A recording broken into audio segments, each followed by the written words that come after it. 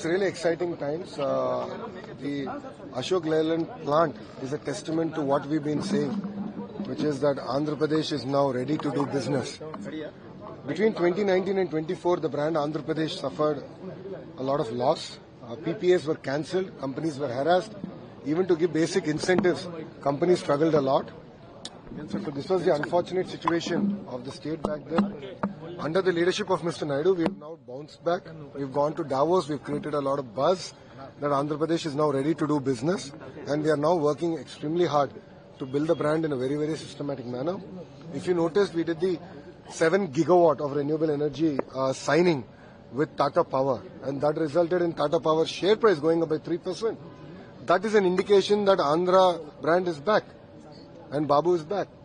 And Ashok Leyland is very kind. Ashok Hinduja ji was very kind enough to have his trust in me personally. A lot happens over a cup of coffee and breakfast. They were very hesitant to come to Andhra Pradesh. They were thinking 10 times because of the past experience. They said, whatever investment is a dead investment, it's okay, we'll move on in life. Yeah. But I requested them to come down to actually give us another chance. And we did this all over breakfast. And we agreed on the day that we are actually going to launch. And we are here. We're really excited that 19th March 2025, Ashok Leyland is starting production. And it's going to start at 50% of its capacity. And the capacity is sold out actually till October, which is very exciting. And we're looking forward to it running at 100% capacity, and it'll create close to 2,000 direct jobs. And as a political team, all of us are youngsters. We're here to actually get all the ancillaries and build the entire ecosystem up far, far better. And we believe that this is the beginning of an amazing journey. ArcelorMittal, BPCL, TCS, LG Electronics, NTPC Green, Ashok Leyland. Investors are lining up to come back to Andhra Pradesh. And it's an exciting time. Today we are competing with the likes of Telangana, Karnataka, Maharashtra, Tamil Nadu. And investors are choosing Andhra Pradesh for various reasons over other states. And I think this is the beginning of an amazing journey of what I believe would be making Andhra Pradesh number one in attracting investments. So I'd like to thank the Hinduja family for trusting Andhra Pradesh and believing in us. And, it's very exciting that they've decided to make further investments in Andhra Pradesh across various other sectors. And we're hopeful for making those announcements soon. Sir, what is Manamitra? People are enjoying it, using it a lot. And now new decision has come from your side as well. So, Nasi, it's a very relatively simple concept, but it's very complex in the way we have to bring the entire integration in. So during my Padayatra, I've understood that people are facing a lot of trouble for the most basic things in their livelihood. So getting the basic certificates and all that was becoming a huge challenge for them. So using the Manamitra app, I believe that there should be a unified service mechanism, service delivery mechanism. Today, on a touch of a button, you get, you're able to watch movies, you're able to get a taxi, you're able to buy various items, including groceries at home. So government should be as a service. Government should not be about an office or visiting an office. Government should actually be a service. And that is the dream with which we started the journey. WhatsApp is, of course, the most widely used platform. All of you are in touch with me via WhatsApp. So we believe that that's a good starting base.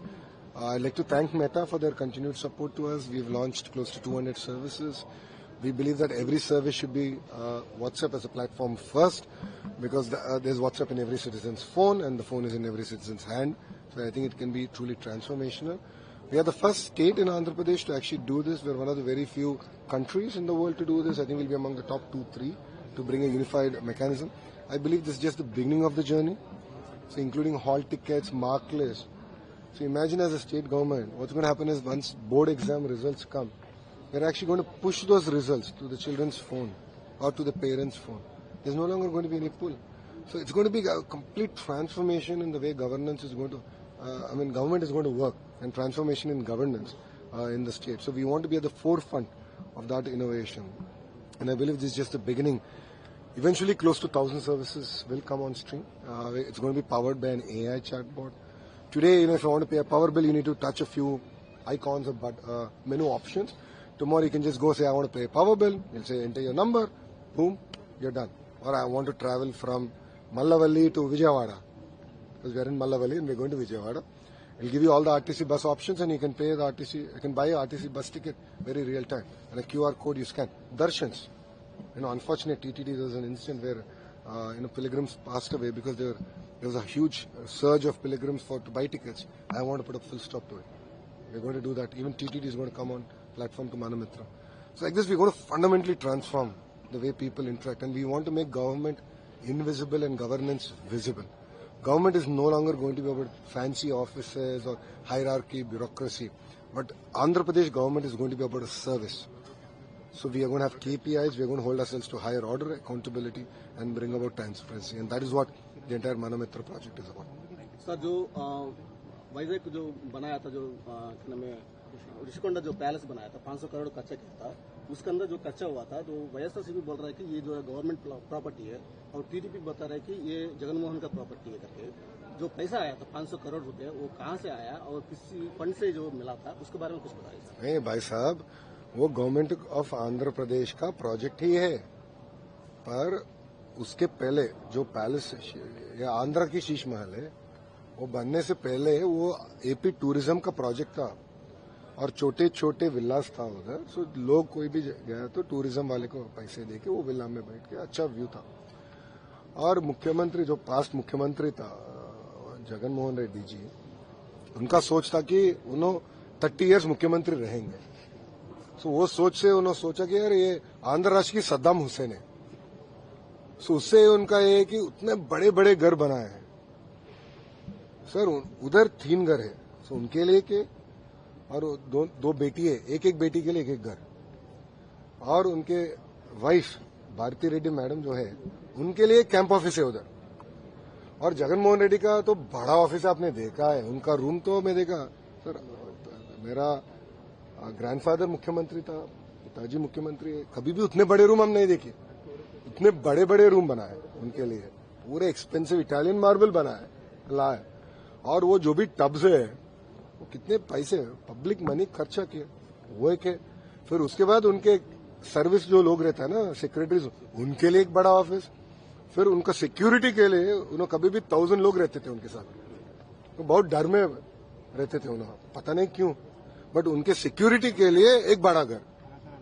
अब ये problem ये है कि उसे हम क्या करना है, क्योंकि एपी टीडीसी तो किसी को क्या करेंगे उधर, उतना बड़ा ऑफिस कौन लेंगे।